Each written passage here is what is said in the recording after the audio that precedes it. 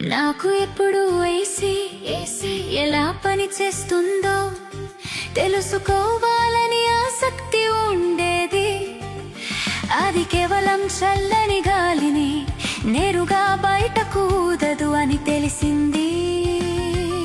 దాని సూత్రం నిజంగా చాలా సులభం.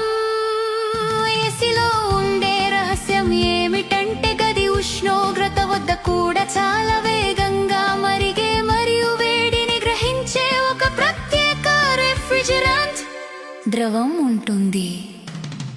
ఈ మొత్తం ప్రక్రియ ఈ రిఫ్రిజిరెంట్ ద్రవాన్ని నిరంతరంగా రీసైక్లింగ్ చేసే ఒక చక్రం.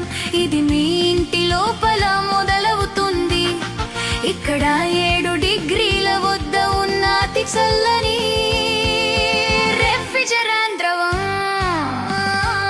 రాగి గొట్టాల ద్వారా ప్రవహిస్తుంది.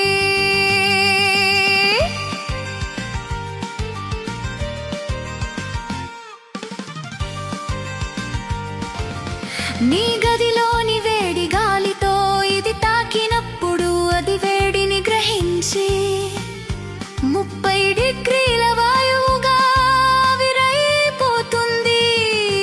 వాయువు బయట ఉన్న యూనిట్ కి ప్రయాణిస్తుంది. అక్కడ ఒక కంప్రెసర్ దానిని పిండి 80 డిగ్రీల వద్ద ఉన్న వేడి అధిక ప్రెషర్ వాయువుగా మారుస్తుంది.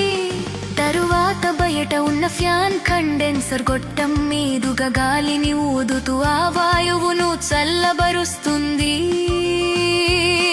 తిరిగి 45 డిగ్రీల ద్రవంగా ఘనీభవిస్తుంది.